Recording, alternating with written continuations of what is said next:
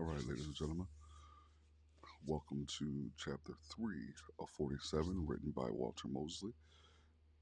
If you haven't gotten a chance to do the pre reading, watch the slave presentation, um, chapter 1, chapter 2, or catch the summaries. It's important for you to take a look at that before we move forward. That way, you're not uh, behind or caught off guard or what's taking place.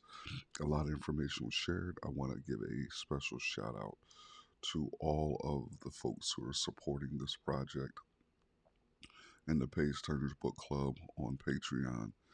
Um, you are deeply and sincerely appreciated. Thank you so much.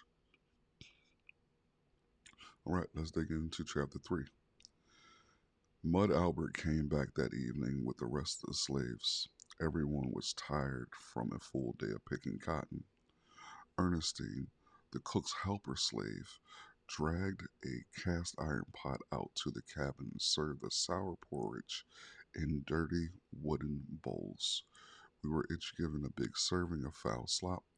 I couldn't eat a bit of mine. You're going to eat your supper, a small man I came to know as Julie asked. Nah, then hand it over. Julie took my bowl and started feeding himself with both hands. This is because they didn't give us forks or spoons to eat our mush. After all, we were slaves, not civilized human beings. All right, let's see what this box tells us here. This is another example of how dehumanizing slavery was to our ancestors. Mud Albert was the oldest man on the Corinthian or any nearby plantation. He walked with a limp and had many folds in his black face. His forehead was high and elegant. The only hair he had left was at his temples and gray. But for all his age, Mud Albert was the most respected man among slaves. He was fair and deliberate, and he, in anyone's memory, did any wrong thing to another man or woman. Albert had sent Champ back to the cabin to see if I was there. Champ was to bring me out to the cotton fields, but instead he stayed with me after Pritchard crawled away. Albert and other slaves came back at sunset. After 14 back-breaking hours of picking cotton, that's the way 99% of the slaves worked back in 1832, from sun up to sundown, 7 days a week, 365 days a year. Every day, no days off. When Albert saw my branded skin, he took a jar out from under his brass bed. That was his bed because Albert was the head slave in charge of all the other field slaves. It was his job to make sure that we were all chained in every night, and that we worked hard and that we didn't run away. For all that responsibility, Master Tobias gave him a brass bed that was too old for white people to sleep in anymore. It wasn't as if Master Tobias was on some being nice type of stuff. He didn't give Albert this bed because he was a nice slave. He gave him this bed because it was trash and white people didn't want it. So we want to be really careful with this image of making it seem as if there was some good or nice slave owners. They were all evil. And I read, Albert scooped a handful of foul smelling paste out of the jar. Then he smeared this glop on my burns. It hurt even more, and I yelled out, but Albert told me that the lard and herbs would help to heal my shoulder. After that, Albert assigned me to Champ's cot. The slaves all slept two to a bunk. We didn't have the space for the luxury of our own beds. Before Albert turned down the lantern, he went around chaining each one of us by our ankles to an eye bolt in the floor. They changed us down at night because it was accepted as general knowledge that a slave was most likely to decide to run in the dark. I was happy to be there next to Champ, but it was hard going to sleep with such a big man. He tossed and rolled in his sleep and sometimes pushed me almost out the bed, but I never complained. I knew that Albert put me there so that Champ would watch over me and protect me from any other slaves like Pritchard who were jealous of the easy life I had before coming out to live with them. One day, after I had been working in the cotton fields for a while, Mud Albert told me that it went hard for most young boys out among the man slaves. Boys is soft and tender, he told me, and men are rough. Boys need a mother's touch, but they won't put them among the women because it's forbade for male and female slaves to live together. That is, unless the master says it's all right. Why? I asked in a hot morning out among the cotton plants that seemed to go on forever. You'll know one day, boy, Albert said. But right now, you don't have to worry, 'cause Champ done said that he's looking out for you, and after they seen what he done to Pritchard, they gonna know better than to mess with you. How come Champ ain't mean and angry like Pritchard, Mud Albert, I asked. Because Champ is the biggest, toughest, hard-working, friendliest slave anybody done ever seen. He gets to visit with slave women all around the county, and because of that, he don't get so rough. I counted my blessings that I knew Mud Albert and Champ Nolan, but for a long time I forgot that it was Big Mama Flore that made my acquaintance with them. The morning after Pritchard branded me, they had us up before sunrise. You can see the stars shining through the cracks in the ceiling of the cabin as Mud Albert walked up and down the rows with the kerosene lantern shining in her eyes. Then he used his big brass key on each man's manacles so that they could get up and go to work. Champ grunted and turned over, almost crushing me. Sorry, boy, he said, and he lifted up as that I could crawl out to the floor. We went to relieve ourselves in the ditch out behind the cabins. Across the way, we can see the women and the girls crouching down doing the same. There was no bathroom, young people. There was no, some of us, young people, some of you guys may have more than one bathroom in your house. You might have a bathroom upstairs, you may have a bathroom downstairs. So if somebody is in the bathroom upstairs, you can use the one downstairs. Or if you just feel like using a different bathroom, you have that option. Our ancestors didn't have that option. They had to go outside to do number one or number two outside in a ditch. Even our women, lady, girl ancestors. Okay, and I read. Then we were marched out into the cotton fields for the day's work. Even though the sun wasn't up yet, you could feel the heat of the day. The air was full of biting flies and gnats. There was the strong smell of animal manure in the mud. It's strange the things you remember. The worst part of that first day was the sharp rocks sticking into the soles of my feet. The only piece of clothing I owned was a big burlap shirt. He didn't have any shoes. That felt like sandpaper on my skin. I had no pants or shoes or hat to wear. My sleeves came way down over my hands. Before the sun came up, I was paired off with a woman named and numbered 84. She was quite a bit taller than I, but not much older. 15 or 16, the way white people counted. She already given birth to two children by slave men that master thought was Sir Strong Backs. Her children had been sold off right after they were born, and so 84 had turned sour. Just for a moment, we're going to pause.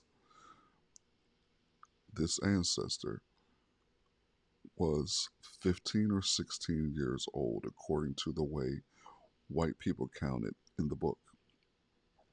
But she had already given birth to two children by slave men, and those two children were already sold off.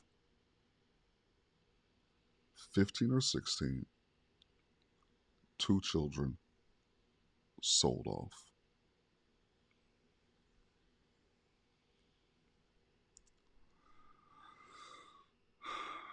All right, and we read. Her hands were rougher than my burlap shirt, and I hardly understood a word she said. 84 had lived almost her whole life out among the slaves in a woman's cabin. It had nothing to do with the white folks except for Mr. Stewart and his cruel work hands. Me and Champ, and especially Mama Flore, spent time learning how the white people talked and act. To tell you what 84 looked like poses a peculiar problem for me. This is because I remember her in two very different ways. The first was the way I saw 84 as a scared slave boy looking upon a big angry black girl. She never smiled or uttered a kind word. She never once asked how I felt or if I needed help. She was, as I said, black like I am black, very black. And back then, in the days of Negro degradation, white people either laughed at our color or even worse, felt sorry for us because of our obvious ugliness and inferiority. In my childhood, being black meant poverty, slavery, and all things bad. I was, before Tall John came, ashamed of my color and everyone who looked like me. And so when I first looked upon 84, I was afraid and disgusted. But when I remember her now, there's a wholly different image in my mind's eye. 84 was tall and slender with high cheekbones and large almond shaped eyes. Her skin was dark black that had depth to it like the night sky. And years later, I had the pleasure of seeing her laugh many times, and so now I know her teeth were ivory of color and powerful. 84 was beyond good looking, beyond beautiful. She was regal, and that's the way we should look at our people, young folks. We should look at our people as beautiful and just regal and strong. But oftentimes we look at our people the same way white people look at us when they see us for the first time, with curiosity, with disgust, with a strangeness to it. But we should be looking at each other with a familiarity, with a sense of purpose and a sense of love. And I read, I know her beauty now, but when I first laid eyes on her, she was fright to me. Best scurry and hump were 84's first words to me. What? I asked. She replied by pinching my arm till it hurt terribly and repeated the words, pulling a cotton ball and pushing it into her big burlap bag. I learned right away to watch her gestures as she spoke. That way I could keep from getting pinched, as it was the place where she tweaked me hurt for over a week. It was dark when we started, but it was hot too. I pulled cotton for a long time, cutting my hands more than once on the tough husk of the pods. I was bothered by the cuts at first because my shoulders still hurt pretty bad. The moment they started working, the slaves began to sing. They sang songs that were not in English, and they sang songs that were hymns learned from a monthly service that the traveling Negro minister, Brother Bob, delivered. Bob was one of the few free Negroes in the county who was at liberty to move around. There was a few other freed slaves around that had little cabins. These were favored slaves who got too old to work or were granted freedom because of their brave act they committed. Usually they saved their master or one of the master's children from death. So your freedom was given, right? Because either you were too old to work, you outlived your usefulness for the plantation, or somehow you did some heroic act in saving the life of the master or the master's children from death. Two ways for freedom. And I read, most slaves prayed that the master would have some accident so they can run in and save him, or at least he can die. Many a manslave would say, so then I wouldn't have no master to do me so. 84 thumped me on the ear while I was having these thoughts. They calling, she said angrily, and then I heard it. 47. It was Mud Albert. I cut out at a run. It was full morning by then. The sun was up and five kinds of birds were chattering in the trees. I took the high road because it had few sharp rocks. I was in pain from the brand on my shoulder, cut feet, and lacerated hands. It hurt where 84 had pinched me, and I was bone tired from the hard work of picking cotton. But even with all that, I was still happy to be running in the late morning sun. When I came upon Mud Albert, he was sitting on a barrel in a clearing surrounded by dozens of empty burlap bags. All around the clearing were cotton plants and slaves with cotton foil bags on their backs that were 3 or 4 times the size of a man. The sun was blazing, but there was a breeze. I wasn't pulling cotton, so it all seemed beautiful to me. I ran up to Albert, all breathless and hopeful. "How's that shoulder?" Mud Albert asked me. "Hurts some, but that lard you put on it makes it better." "Good. Now tell me, how you like cotton picking?" The question stymied for a minute. The first thing any Negro in the South ever learned was not to complain about his lot to his boss. "How you doing?" the boss asked. "You good, master," you're supposed to shout. But I hated picking cotton. My hands were bleeding, my back hurt, and there was something in the cotton plant that made my eyes all red and itchy. If I told the cabin boss that I liked pulling cotton, he might believe me and give me that job until the end of time. What I didn't know, or what I didn't want to know, was that almost all slaves picked cotton or some other onerous job for their entire lives. There was no escape from that. No chance at some better life. Hoping that Albert would give me something better to do was a child's dream. As I've said, I was 14 at that time, but I was still a child in many ways. Living in the barn under Mama Flore's protection, I hadn't lived much among the men and therefore had never faced many of the hard lessons of life. Because I was so spoiled, I still had dreams of a child. Children resist slavery better than grown men and women because children believe in dreams. I dreamed of lazy days in the barn and stolen spoonfuls of honey from the table while Mama Flore prepared the meals in the big house. I dreamed of riding in on Master's horse drawn carriage and going to the town where they had stores filled with candies and soft shirts with bone buttons. I dreamed of roasted chicken stuffed with sweet parsnips and onions. And being a child, I thought that my dreams just might one day come true. Mm, very important.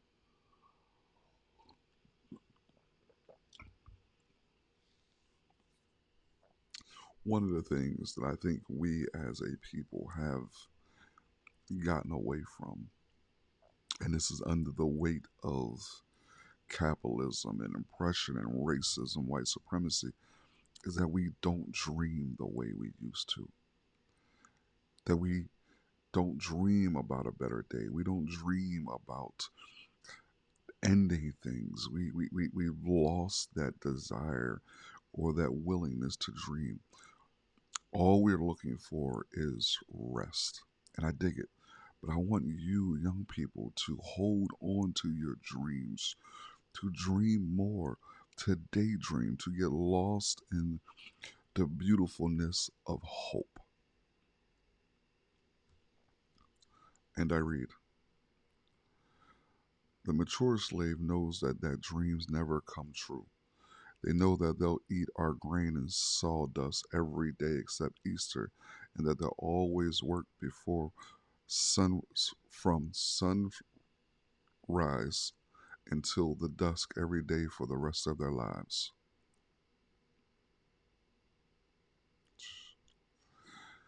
If I were a grown slave, I would have known that picking cotton was the only job for me on a Corinthian plantation.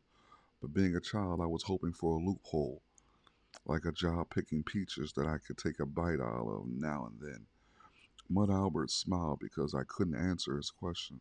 "So you don't love Miss 84 and all those long rows of cotton balls?"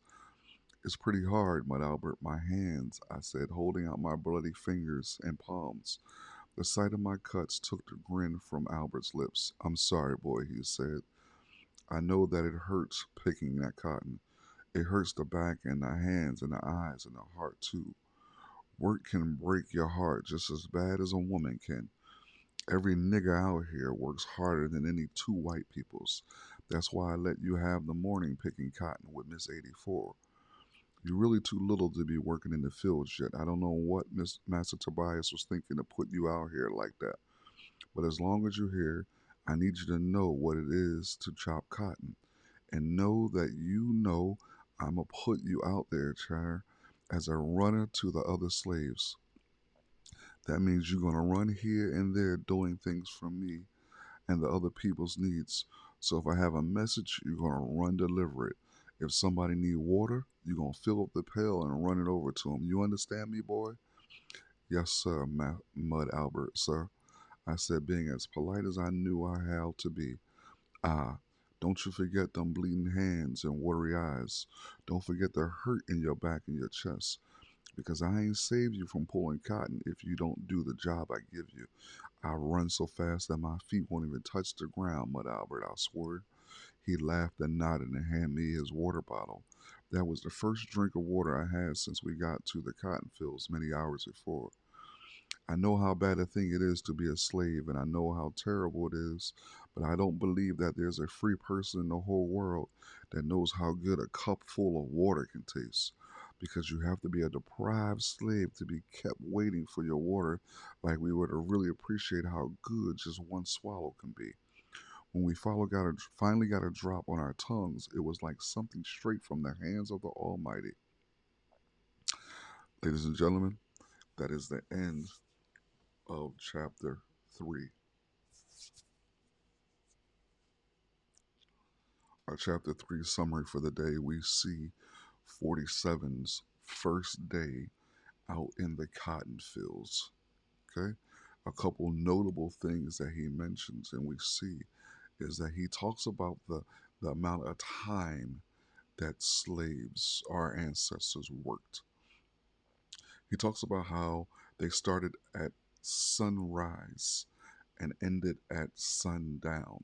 Let me just for a moment give you that doesn't mean that the sun was in the sky shining down.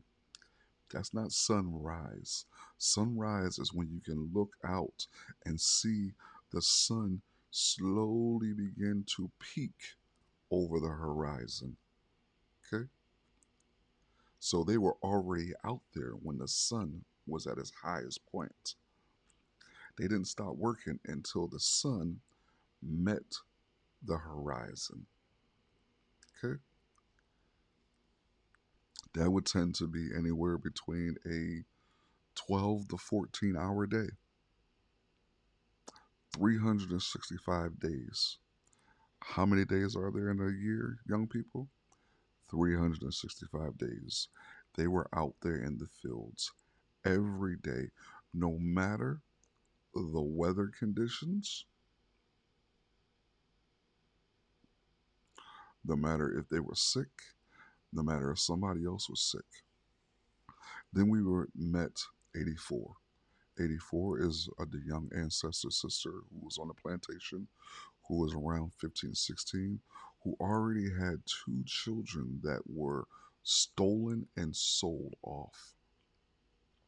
But we also see that our friend 47 gets a new job. His new job is the runner on the plantation. He's not picking the cotton, he's now running back and forth, passing messages back, taking water when needed. He's given this new job by Mud Albert because Mud Albert believes that 47 is yet too young to be out on the plantation picking cotton. Two things I want to share before I wrap up this chapter 3 summary. Be on the lookout, ladies and gentlemen, for two new lessons. Lesson number 1 is going to be the introduction of expanding on slave castles. In the previous chapters of the book, we got a chance to talk about castles. In the transatlantic slave trade presentation, we were introduced to slave castles. That's going to be one. And then the other one is going to be picking cotton.